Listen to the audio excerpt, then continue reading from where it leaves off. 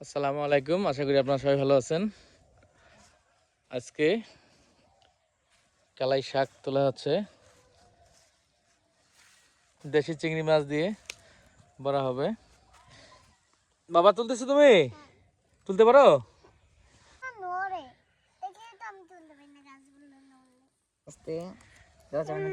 আমার ছেলে, সাথে আমার একমাত্র ভাগিনা।